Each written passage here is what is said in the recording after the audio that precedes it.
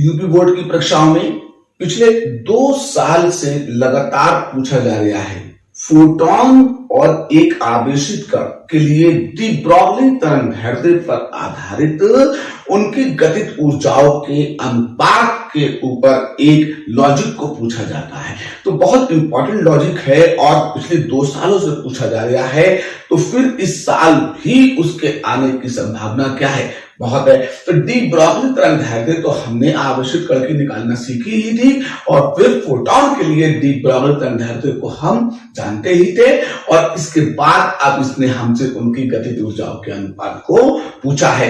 तो मैं यहाँ बोर्ड पर आपको दिखाऊंगा एक सवाल इन्होंने हमको दे रखा है जो पिछले 2 साल से लगातार यूपी बोर्ड की परीक्षा में इंटर क्लास में पूछा जाता है। बहुत इंपॉर्टेंट क्वेश्चन है और बहुत आसान और साधारण सा भी है। ठीक है, मैं क्वेश्चन को पढ़ता हूं। तो इन्होंने हमें किसी फोटॉन यानी कि एक हमें पार्टिकल फोटॉन दिया हुआ है कि तरंगदैर्ध्य लैम्डा है। तो ये जो लैम्डा दे रखी है ये फोटॉन की तरंगदैर्ध्य है तथा m द्रव्यमान के किसी कण की डी ब्रॉगली तरंगदैर्ध्य समान है। कहने का मतलब जो अब m द्रव्यमान का कोई कण होगा, फोटॉन के अलावा जो कोई कण होगा, उसकी डी ब्रॉगली तरंगदैर्ध्य और फोटॉन कैसे हैं आपस में समान रखी गई है। ठीक है, फिर कहते हैं कि सिद्ध करो कि फोटॉन की गतिज ऊर्जा यानी कि एक गतिज ऊर्जा फोटॉन की और कण की गतिज ऊर्जा का अनुपात जो होगा वो 2 लैम्डा m c अपॉन में h होगा, जहां पर c प्रकाश की चाल के लिए लिया गया है और h प्लांक नियतांक के लिए लिया गया है। तो अब मैं पहले तो फोटॉन की गतिज ऊर्जा लिखूं, गतिज ऊर्जा लिखेंगे, गतिज ऊर्जा जो होगी वो हम k ठीक है लिखें और इसे 1 कह दीजिए। तो फोटॉन की गतिज ऊर्जा hc अपॉन में लैम्डा होती है। हमने इसको लिखने के बाद समीकरण 1 का नाम दे दिया। तो ये गतिज ऊर्जा उसने हमें किसकी दी है? फोटॉन की दी है। अब कण की बात करें हम, तो कण की गतिज ऊर्जा की हमने बात की है, तो हमने इसे K2 कह दिया है और ये 1/2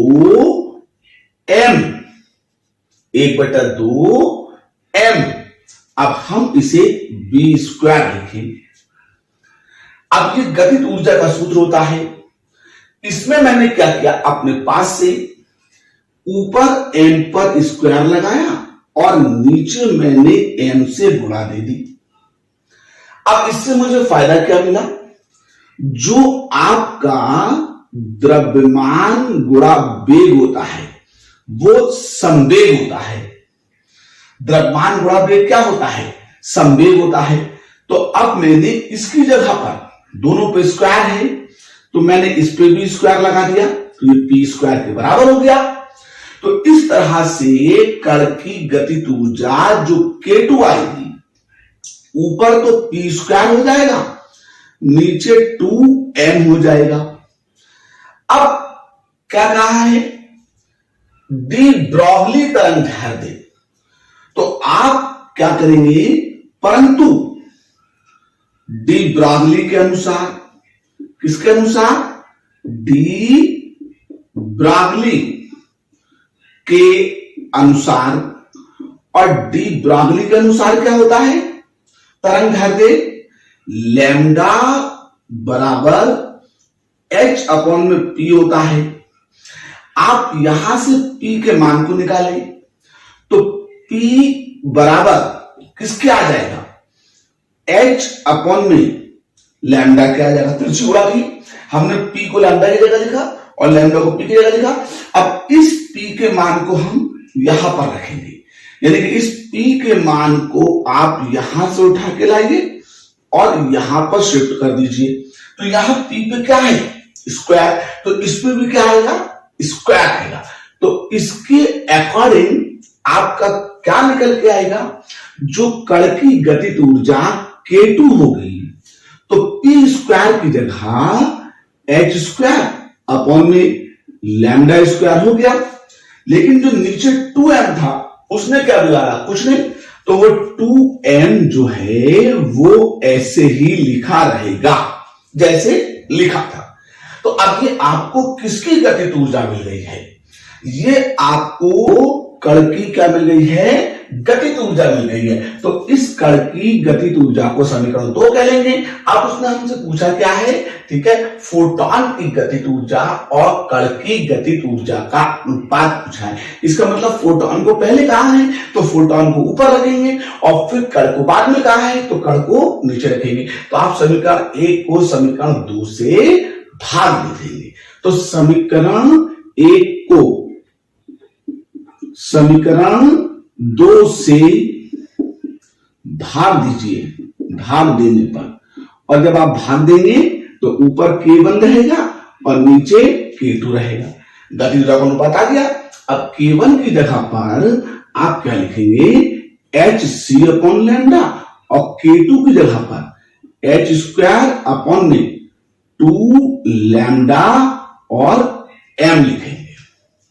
देखें भाई, तो अब देखिए हमने इसे पलट के लिखा तो hc अपॉन में लैम्डा ऐसे रहा, ये पलट के मान ऊपर चले गए, 2 ऊपर गया, लैम्डा ऊपर गया, m ऊपर गया, नीचे क्या आ गया? h square. अब लैम्डा से लैम्डा काट दीजिएगा, ठीक है, अब लैम्डा से लैम्डा काट दीजिएगा और इस वाले लैम्डा पे क्या लगा हुआ है? स्क्वायर। तो आपका एक स्क्वायर जब कटेगा तो एक लैम्डा बाकी रह जाएगा। अब एक h कटेगा तो एक h बाकी रह जाएगा। तो ऊपर आपका K1 अब बटे में K2, ऊपर क्या बचा? एक 2 बचा, ये था, उसके बाद एक लैम्डा बचा, ये था, m बचा, ये भी है, और c बचा, ये भी है, अपॉन में क्या आ गया? h आ गया। तो इस तरह से आपने क्या देखा? ये उसने हमें फोटोन और एक कण को लेकर के जिनकी हमें तरंगदैर्ध्य क्या कही? समान कही थी, तो उनकी गतिज ऊर्जाओं में अनुपात आ गया है। तो इसमें आपको कुछ भी नहीं करना था। करना क्या था? सिर्फ इतना सा काम था, फोटोन की गतिज ऊर्जा को लिखना था और लिख के खामोशी से समीकरण 1 बांध लेना था। फिर कण की गतिज ऊर्जा लिखनी थी। गतिज ऊर्जा में संदेह नहीं था, इसलिए हमने m से ऊपर नीचे गुणा भाग करके, ठीक है, संवेग को बनाया।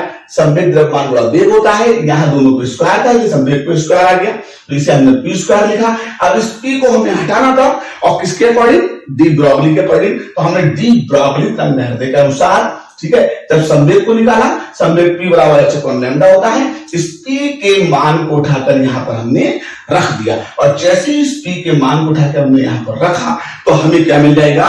जो कण था उसकी डी ब्रॉगली तरंगदैर्ध्य का समीकरण मिल जाएगा। इसके बाद हमें क्या करना था?